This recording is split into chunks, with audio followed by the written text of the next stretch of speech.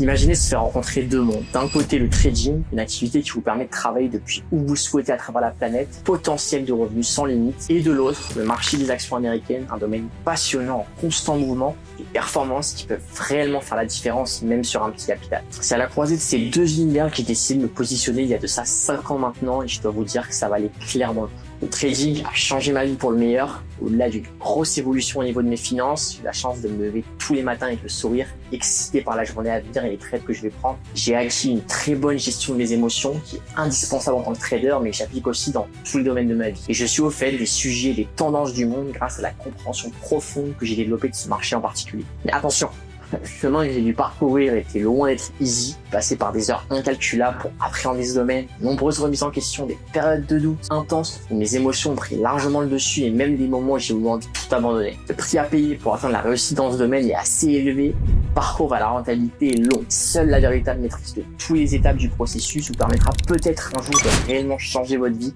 grâce au trading. Que vous ayez déjà l'expérience en trading ou vous partez de zéro, dans cette vidéo, je vais vous donner le plan parfait, le guide ultime que j'aurais aimé avoir à mes débuts pour que vous aussi vous puissiez changer votre vie grâce au trading des actions américaines. Il n'y aura absolument rien de superflu dans cette vidéo, que du concret. On passera en revue tous les éléments indispensables pour réussir dans ce marché. On passera en revue psychologie et mindset, connaissances, style de trading, stratégie, logiciel et outils obligatoires, démo et phase d'initiation. Alors restez bien jusqu'au bout car à la fin de cette vidéo, vous aurez à votre disposition un plan d'action précis, détaillé étape par étape pour que vous puissiez commencer dès aujourd'hui.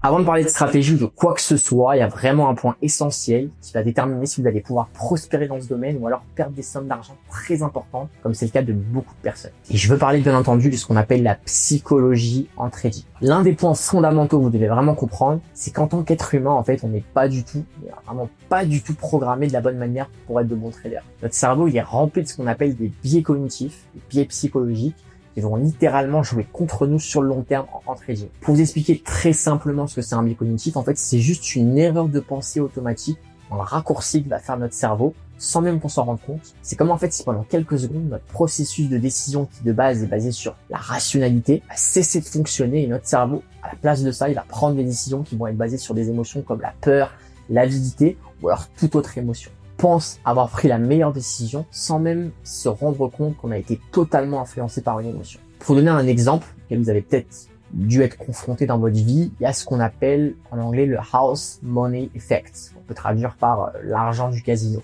Imaginez, vous êtes au casino, vous gagnez 100 €. L'argent, techniquement, vous appartient. Sauf que vous n'avez pas vraiment travaillé pour l'obtenir. Vous êtes tombé dessus presque par chance. Du coup, c'est bizarre, mais en fait, votre cerveau, il va pas le considérer comme si vous appartenez réellement. Résultat, vous êtes beaucoup plus enclin à le rejouer, en prenant des risques beaucoup plus élevés. Vous n'avez pas la réelle conviction au fond de vous que cet argent vous appartient. C'est finalement l'argent du casino. Donc vous vous dites, pourquoi pas le retenter en fait? Pourquoi pas le rejouer? Et en trading, c'est exactement la même chose. Après un trade gagnant, on peut avoir tendance à se dire, au final, c'est de l'argent facile, je peux en risquer plus. Et c'est là qu'on commence à prendre des décisions vraiment irrationnelles, à augmenter les risques. Dans 90% du temps, tout repère. Et le trading, c'est vraiment l'une des activités, c'est peut-être l'activité où ces biais psychologiques sont le plus présents et également le plus dangereux. Vous pouvez être sur le meilleur marché, rempli d'opportunités, avoir la meilleure stratégie adaptée à appliquer. Je peux vous garantir que si vous n'avez pas la bonne psychologie adaptée au trading, vous finirez par perdre et malheureusement, vous ne serez pas du tout rentable sur le long terme. Donc autant dire que la maîtrise de ces biais psychologiques est vraiment un must dans ce métier. Je dis souvent en trading, ton pire ennemi, c'est pas le marché ou les autres traders, c'est toi-même. Et pour avoir passé plus de 5 ans sur les marchés, je peux vous garantir cela à 100%. Pour vous donner un exemple très fréquent où le manque de psychologie peut vraiment être fatal, c'est dans ce qu'on appelle la gestion des drawdowns. Qu'est-ce que c'est un drawdown? C'est juste une série de trades perdants en fait vous allez avoir. C'est tout à fait normal en fait, même les meilleurs traders expérimentés, ils vont passer plusieurs fois dans leur carrière par des séries de drawdowns et ça fait partie en fait du métier de trader. Faut juste l'accepter. Le problème, c'est pas le temps de passer par une série de pertes, mais c'est en fait la manière dont vous allez gérer cette baisse de performance. Que font la plupart des débutants dans cette situation, et même parfois les traders expérimentés? Ce qu'ils vont faire, c'est qu'ils vont totalement foutre en l'air leur capital. Une perte, deux pertes, trois pertes. Au lieu de rester stick au plan qui sont fixés, ils vont commencer soit à augmenter le risque, soit à prendre ce qu'on appelle des revenge trades de revanche. Tout ça juste en but de se refaire plus vite ou de revenir à l'équilibre. Ceci, c'est que le marché vous fera rarement, si ce n'est jamais de cadeau. Généralement, une erreur de ce type vous coûtera très cher. Au lieu de repasser en positif comme vous le pensiez, dans la plupart des cas, l'inverse qui va se passer, vous irez seulement encore grossir vos pertes jusqu'à ce qu'elles deviennent totalement incontrôlables. Et c'est comme ça que vous passez extrêmement rapidement des situations banales, des pertes routinières, à une situation hors de contrôle. Et une fois que vous êtes dans cette spirale, il est très très difficile de s'en remettre. Alors, je suis moi-même passé par là en cramant l'intégralité de mon premier compte, erreur que j'aurais pu totalement éviter si je m'étais concentré sur cette partie psychologique dès le début. Alors, quelque chose qui personnellement avant m'a beaucoup aidé à améliorer cette dimension psychologique, ça a été de m'intéresser au stoïcisme. Alors, pour ceux qui savent pas forcément ce que c'est, le stoïcisme, en fait, c'est tout simplement une philosophie pratique de vie qui, de manière générale, va vous aider à avoir plus de self-control sur vos émotions et donc d'être plus heureux au quotidien. Il y a pas mal de livres sur le sujet et je pense que n'importe quel livre pourra vous aider à développer cet état d'esprit. Alors, comme dans tout domaine et encore plus dans le trading, l'acquisition de connaissances et surtout des bonnes connaissances est vraiment indispensable à votre réussite. C'est un secret pour personne. On ne devient pas pilote d'avion ou chirurgien en un mois et c'est exactement la même chose sur les marchés financiers. Si vous pensez qu'en une semaine de trading, vous allez commencer à gagner de l'argent facilement sur les actions américaines ou sur n'importe quel autre marché, vous vous trompez complètement. Si une personne vous promet ça, sachez directement que c'est un menteur qui cherche qu'à prendre votre argent pour vous vendre je ne sais quoi. Le trading, c'est un métier, c'est pas une loterie. Ça demande du temps, de la discipline, mais surtout une solide base de connaissances. Ne tombez pas dans le piège des promesses trop belles pour être vraies. Personnellement, j'ai moi-même voulu brûler les étapes au début en me lançant sans m'être réellement formé et je me suis très vite heurté à la dure réalité du marché financier, perdant notamment mes premiers comptes. Donc, j'ai dû faire très vite machine arrière et prendre cette étape d'acquisition de connaissances très au sérieux. Attention, par se former, j'entends pas juste pour regarder quelques vidéos ou lire 2-3 livres sur le sujet. Bien que lire des livres, ça peut aider, mais c'est très très loin d'être suffisant. Alors, je parle ici d'acquérir de réelles connaissances, passant plusieurs semaines, voire plusieurs mois, à suivre une formation complète et sérieuse délivrée par de vrais traders. Passera notamment en détail tous les points indispensables de A à Z. L'idéal serait également d'avoir un suivi de cette formation avec la possibilité d'avoir des réponses à toutes vos questions le long du processus. C'est exactement ce que j'ai fait personnellement. Au début, j'ai investi mes quelques économies d'époque dans plusieurs formations. J'avais la chance notamment de bien parler anglais parce que j'ai vécu pendant une petite période aux États-Unis, ce qui m'a permis notamment d'aller chercher l'information à la source, étant donné que 90% du contenu dans ce domaine se trouve sur le marché anglophone. J'ai donc pu être formé par 3 personnes en particulier qui sont ensuite devenues mes mentors, 2 Américains et 1 Français. Ils m'ont énormément apporté, j'en suis très reconnaissant, car sans eux, j'aurais jamais pu acquérir toutes les connaissances et les stratégies qui m'ont notamment permis sur 2024 de réaliser près de 125 000 $ de gains sur mon capital.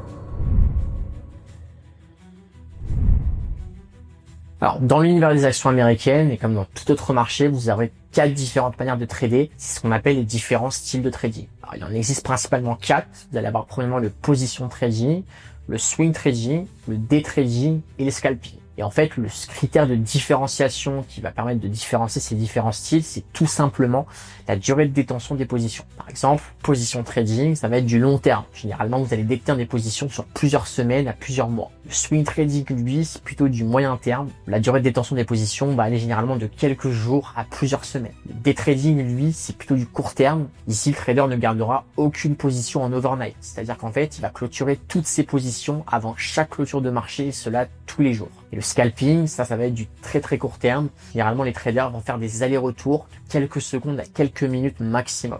Il est hyper important de choisir un style de trading. L'erreur que peuvent faire certains débutants, c'est généralement de mélanger différents styles. Première vidéo de trading qu'ils vont voir sur internet, sur YouTube, va parler de day trading. Ils vont donc décider de se lancer à 100% dans le day trading. Puis quand ils vont commencer à affronter les premières difficultés, ils se remettent en question. Finalement, ils se demandent est-ce que je pourrais pas passer au swing trading? Est-ce que c'est pas une meilleure option pour ensuite répéter exactement le même schéma avec le scalping? Alors l'idée, si vous voulez réellement obtenir des résultats, c'est de trouver le plus vite possible le style qui vous convient le mieux et surtout vous y tenir. De la même manière qu'un médecin a rarement plusieurs spécialités, c'est la même chose pour un trader. Et comme disait le célèbre Bruce Lee, je ne crains pas l'homme qui a pratiqué 10 000 coups différents une seule fois, mais je crains l'homme qui a pratiqué un seul coup 10 000 fois. Personnellement, après avoir testé plusieurs styles de trading, je me suis spécialisé sur le swing trading, qui avec le recul est pour moi le plus adapté et potentiellement même le plus rentable sur le marché des actions américaines. Dans une prochaine vidéo, je reviendrai en détail sur pourquoi le swing est véritablement le style à privilégier sur les actions US.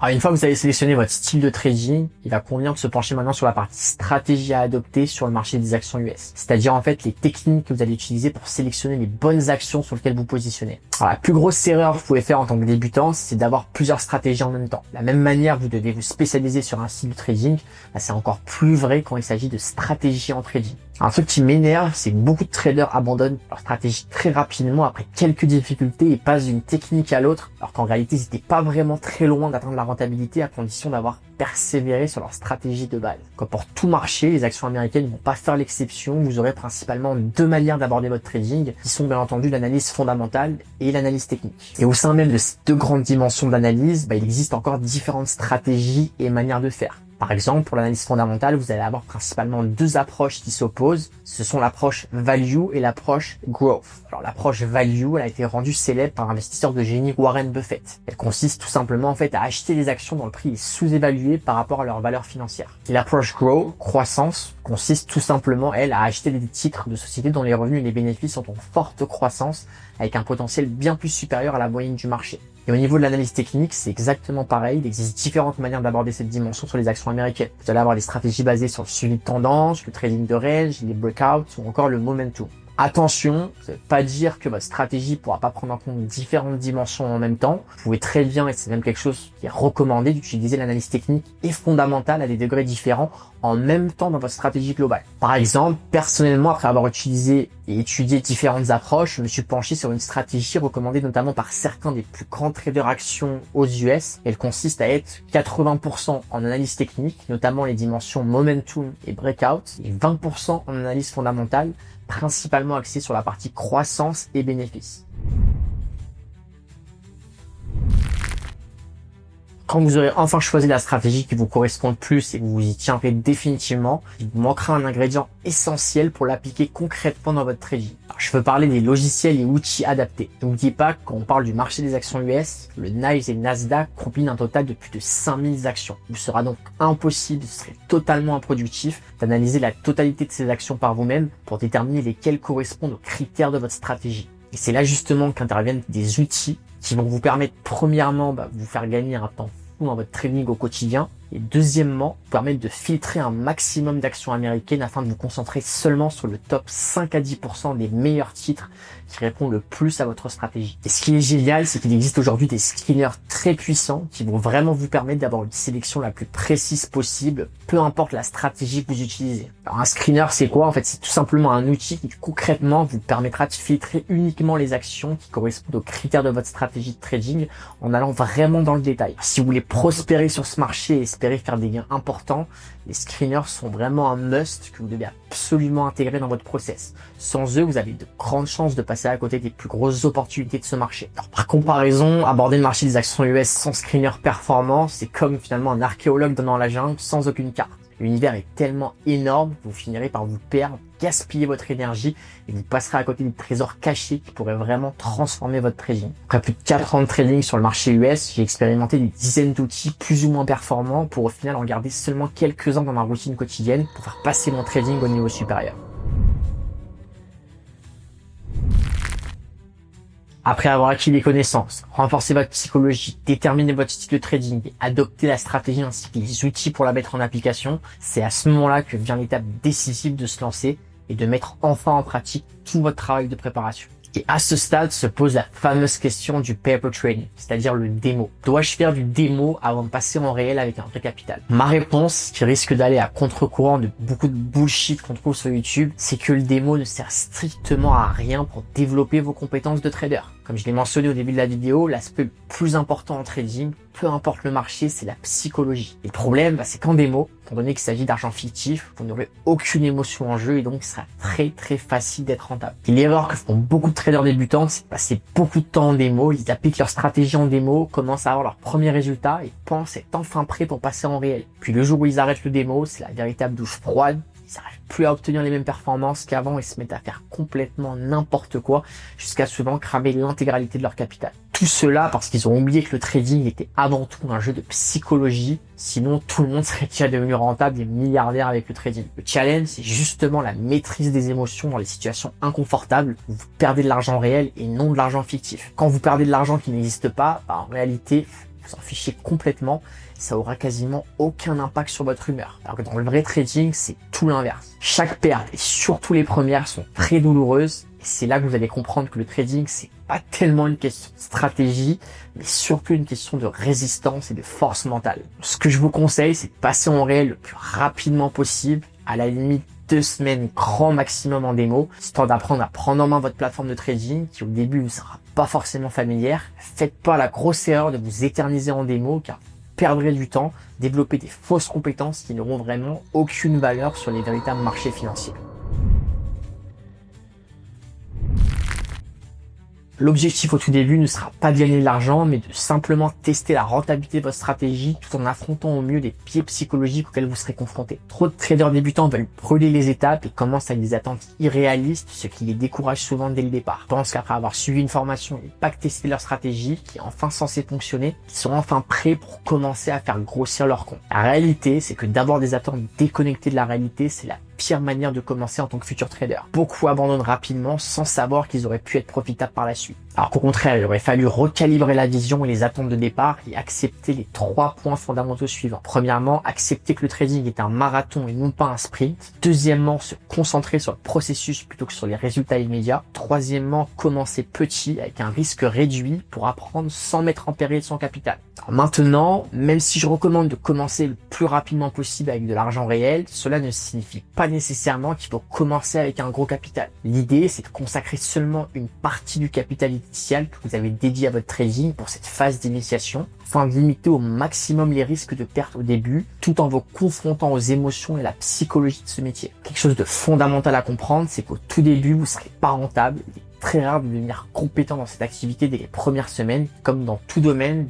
premièrement, vous ferez des erreurs, vous aurez du mal à appliquer votre stratégie à la lettre. Troisièmement, vous serez confronté peut-être pour la première fois à la gestion des émotions liées à l'argent. Vous allez donc devoir faire des ajustements pour progresser tout au long du processus. Par exemple, si vous comptiez allouer une somme de 15 000 € pour trader les actions américaines, il est peut-être judicieux de commencer seulement avec un tiers de cette somme, soit 5 000 €. Lorsque vous commencerez à être rentable dans de vraies conditions en réel et que vous parviendrez à surmonter cette étape, vous pourrez alors augmenter progressivement votre capital, cette fois-ci dans l'objectif de gagner plus. Une autre méthode intéressante pour commencer de manière optimale serait de garder votre capital initial, mais seulement de débuter avec un risque bien inférieur à celui qui était prévu dans votre gestion de risque. Par exemple, si vous aviez prévu de risquer 1% de votre capital, vous réduisez, vous commencez seulement avec 0,25 ou 0,5%. Et une fois que vous réussirez à être rentable sur quelques mois, vous pourrez ensuite augmenter progressivement votre risque pour finalement aller atteindre les 1% prévus de risque sur votre capital. Alors, si vous avez la moindre question ou que vous souhaitez une autre vidéo sur un autre point spécifique des actions américaines, n'hésitez pas à me le faire savoir en commentaire. C'était Noam, on se retrouve dans une prochaine vidéo.